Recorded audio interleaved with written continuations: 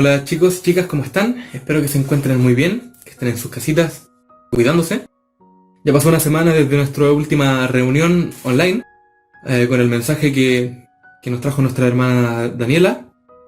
Se extraña poder juntarnos en el templo y saludarnos físicamente con un abrazo, pero por ahora tenemos que aprovechar esta modalidad online con las herramientas, la tecnología que nos permite usar el Señor, sabiendo que su palabra se transmite igualmente, no importa cuál sea el medio que utilicemos, ya sea que estemos en el templo o que estemos en nuestras camitas tomando café.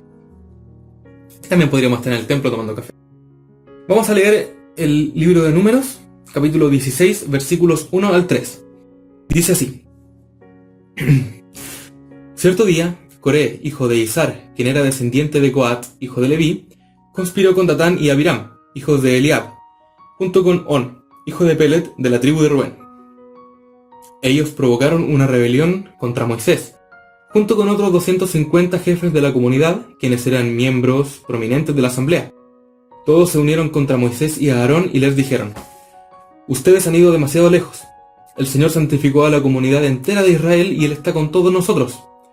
¿Qué derecho tienen ustedes para actuar como si fueran superiores al resto del pueblo del Señor? Vamos a orar. Señor Jesús, te amamos y confiamos en que tú quieres hablarnos. Te pedimos que abras nuestros oídos para escuchar el mensaje que tú tienes para nosotros el día de hoy. En el nombre de Jesús, amén. ¿Cuál es el contexto de la palabra que acabo de leer? Podemos empezar hablando sobre la tierra prometida. En el libro de Éxodo, capítulo 3, versículo 8, el Señor se aparece a Moisés en forma de zarza ardiente. Luego de ver el sufrimiento que tenía el pueblo como esclavos en Egipto, el Señor le recuerda a Moisés la promesa que había hecho a Abraham, su antepasado, sobre entregarles una tierra donde fluía la leche y la miel. Y ya más adelante en el libro de Números, capítulo 13, empezamos a tomar esta promesa, enviando a 12 hombres para que investigaran la tierra y llevaran un informe de ella. En un principio el informe de los espías es bastante favorable, porque se cumplía lo que decía el Señor, de que fluía la leche y la miel, porque había frutos enormes, por muchas cosas buenas que había en la tierra. Había prosperidad. Pero la conclusión de ellos fue de terror. Los hombres que hay ahí son demasiado fuertes para nosotros, dijeron ellos. No podemos vencerlos, no podemos echarlos, no podemos tomar esta tierra. Por lo tanto, el pueblo se enoja con Moisés porque le dicen: nos trajiste aquí para morir en el desierto, no nos trajiste para entrar a la tierra prometida, no podemos hacer eso porque no podemos vencer a esos hombres. Vamos a morir sin ver esa supuesta promesa. Y como producto de esta llamada gran rebelión, el Señor, quien tenía las puertas abiertas para que los israelitas entraran en la tierra prometida, la cierra y les prohíbe el paso, haciéndolos deambular en el desierto por 40 años. Y prometiendo también la muerte de esa generación, que eran unos 600.000 hombres de 20 años o más aptos para la guerra, cumpliéndose las palabras de ellos mismos de que no iban a entrar y que iban a morir en el desierto. Y ahora iban a ser sus hijos quienes entraran, una generación nueva. Antes de lo que vamos a hablar el día de hoy, hay más quejas. En capítulos anteriores se quejaban por las privaciones, refiriéndose a las reglas que en realidad no eran para impedirles placer o satisfacción, sino que eran para su propio bien. Se quejaban porque tenían maná para comer y ya no querían comer eso, querían comer carne. Después de lo que vamos a hablar el día de hoy, se quejaban por la falta de agua. Moisés le pegó a la roca. Se quejaban por la caminata, por la comida, por el agua. Se quejaban por todo. Y ahora, en lo que vamos a hablar, se quejaba Coré. ¿Cuál es el problema de la queja de Coré? Sabemos que hay 12 tribus de Israel, que Israel tuvo 12 hijos y uno de ellos era Leví, tribu que el Señor dijo que le pertenecía a él especialmente. Dentro de esta tribu hay 3 clanes: el clan de Gersón, cuya función la podemos resumir en cuidar el tabernáculo; el clan de Merari, que debían cuidar la estructura del tabernáculo; el clan de Coat, que cuidaban los objetos del santuario; y dentro de este clan de Coat está Aarón, a cuya descendencia correspondía el sacerdocio. Y el problema es que Coré era levita, ¿sí? Era coatita, pero no era descendiente de Aarón. Entonces el sacerdocio no le correspondía a él y eso era lo que él quería. Vamos de lleno en la palabra. Punto número 1. El orgullo de Coré. Leamos los versículos 8 al 10 del capítulo 16. Moisés habló de nuevo a Coré. Ahora escuchen, levitas. ¿Les parece de poca importancia que el Dios de Israel los escogiera de entre toda la comunidad israelita para estar cerca de él de manera que sirvan en el tabernáculo del Señor y que estén delante de los israelitas para ministrarles? Coré, él ya les dio este ministerio especial a ti y a tus hermanos levitas. ¿Ahora también reclaman el sacerdocio? Leyendo este pasaje recordaba una frase que la dijo alguien famoso que no recuerdo quién era, pero Tony Stark es famoso, así que digamos que él dijo: nadie envidia a otros si no tiene ya suficiente de sí mismo. Yo relaciono esta frase con el orgullo porque orgulloso es aquel que solo piensa en sí mismo, también puede ser egocéntrico, y cuando se llena de sí, ya no ve que más de él mismo alabar y va por lo de otro. Quiere tener lo que él no tiene, lo que tienen otros, a pesar de que él vea que tiene muchas cosas. Leer este pasaje y leer esta frase me recordaba a Star Wars Episodio 3, episodio en el que Anakin llega a formar parte del Consejo Jedi. Sin embargo, el maestro Mace Windu le dice: estás en el consejo, pero no te otorgamos el rango de maestro. Naturalmente Anakin se enoja, le dice que es inaudito, que es injusto, que cómo puede estar en el consejo sin ser maestro. Y luego se queja con Obi-Wan diciéndole que es una burla, que es un insulto lo que le hicieron. Pero Obi-Wan, muy sabio, le dice que no debería estar enojado, que debería sentirse honrado porque nadie a su edad hubiera llegado a formar parte del Consejo Jedi. Y es exactamente lo mismo que sucede con Coré. Era levita, era coatita, tenía una función muy especial de mucha honra, podía estar en el tabernáculo o con las cosas del tabernáculo, donde habitaba la presencia santa del Señor. No cualquier israelita podía hacer lo que él tenía permitido hacer. Pero no se sintió honrado, sino que se enojó. Y Moisés lo que le dice es: tú y tus hermanos levitas tienen ya una función especial dentro del pueblo de Israel. ¿Por qué se quejan? Deberían sentirse honrados. Punto número 2. La humildad de Moisés. El versículo 11 dice así: en realidad es contra el Señor que tú y tus seguidores se rebelan. Pues, ¿quién es Aarón para que se quejen de él? Tampoco esta frase la dijo Obama, pero vamos a decir que sí. Escuchamos comúnmente que no es tan humilde quien dice serlo, que aquella persona que se declara humilde ya está exaltando una cualidad suya y por lo tanto deja de ser humilde. Pero yo me pregunto, ¿es tan real esta frase? ¿Se cumple al 100%? Yo conozco al menos dos personas que lo dijeron de sí mismo. Uno de ellos es Drax, en Guardianes de la Galaxia 2, que dice: yo también soy extremadamente humilde, pero en realidad no lo era tanto, sino que alguien más dijo que era humilde y él dijo: bueno, yo también. No era muy humilde. Y otra persona es Moisés. En el capítulo 12, versículo 3, él dice que no había hombre en la tierra más humilde que Moisés. Uno, si no sabe qué número lo escribió Moisés, no se da cuenta de esto, pero al enterarse que número lo escribió Moisés, es como lo estás diciendo de ti mismo, o sea, ¿con qué derecho? Pero la verdad es que Moisés tenía todo el derecho de decir que él era humilde. Y esto lo podemos ver en el pasaje que estamos leyendo. Porque él no defendió su autoridad, porque no dijo: Dios me escogió a mí porque yo soy mejor que ustedes.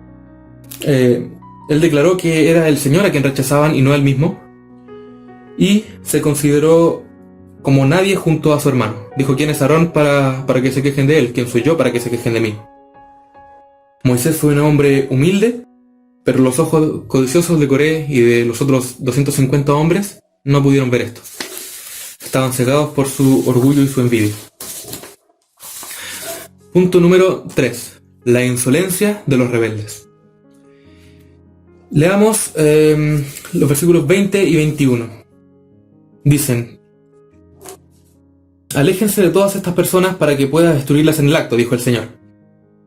Pero Moisés y Aarón cayeron rostro en tierra y rogaron: oh Dios, tú eres el Dios que da aliento a todas las criaturas. ¿Tienes que enojarte con todo el pueblo cuando solo un hombre peca?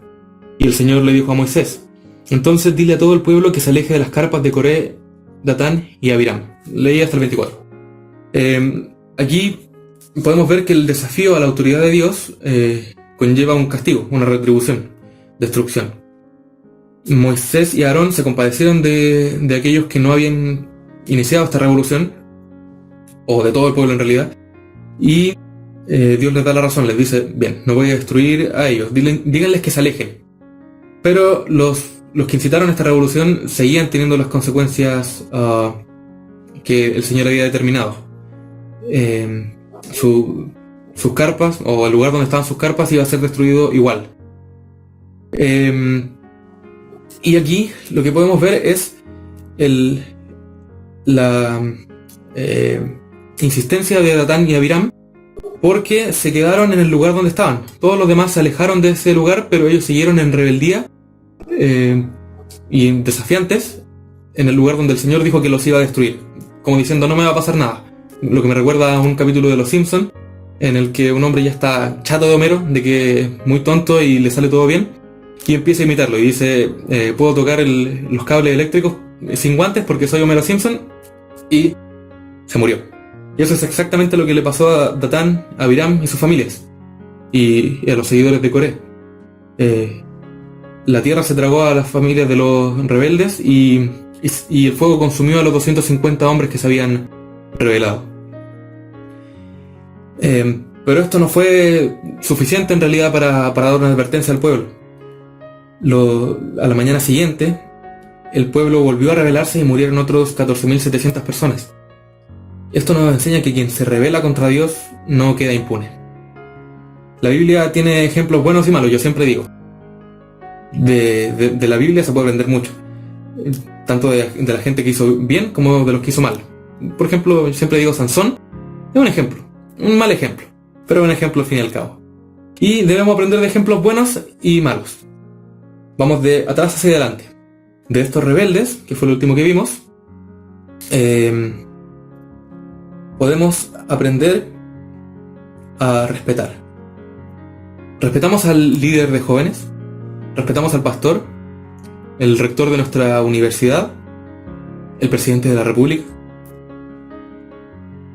Romanos 13 nos habla en el versículo 1 de que la autoridad viene de Dios. Nadie está en un cargo de autoridad si no es porque Dios ha permitido que esté ahí.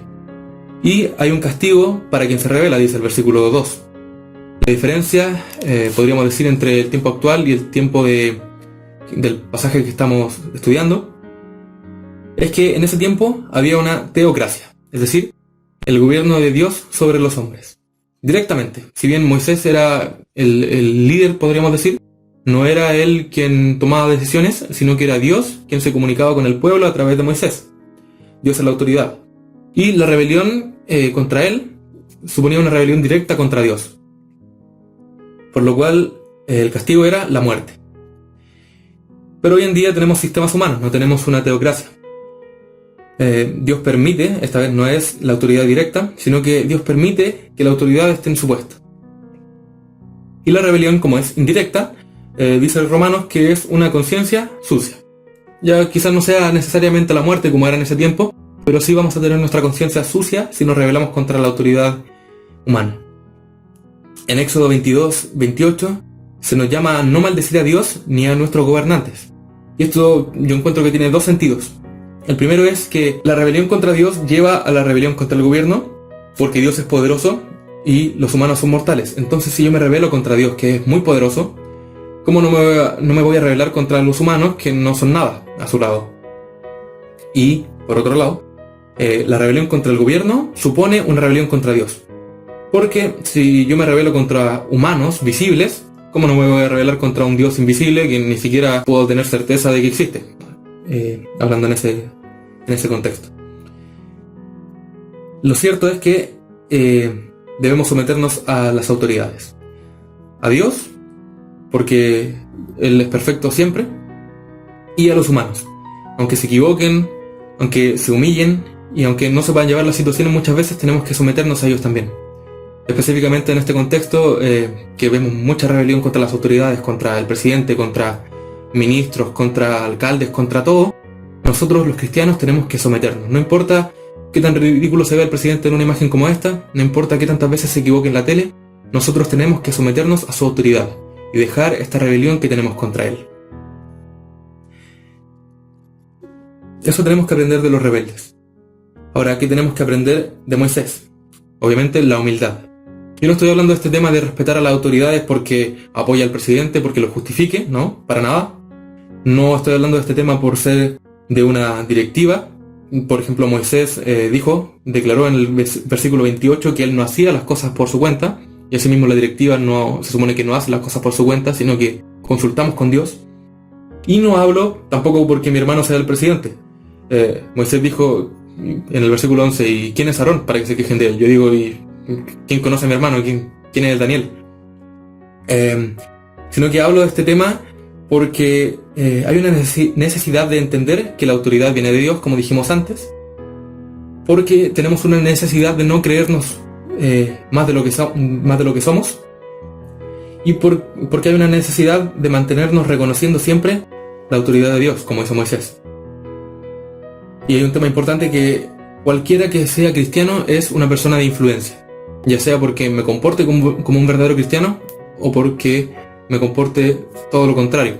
Sí o sí voy a influir. Si me comporto mal, van a decir, oye, pero tú eres cristiano, ¿cómo haces eso? Y la gente va a alejarse de Dios.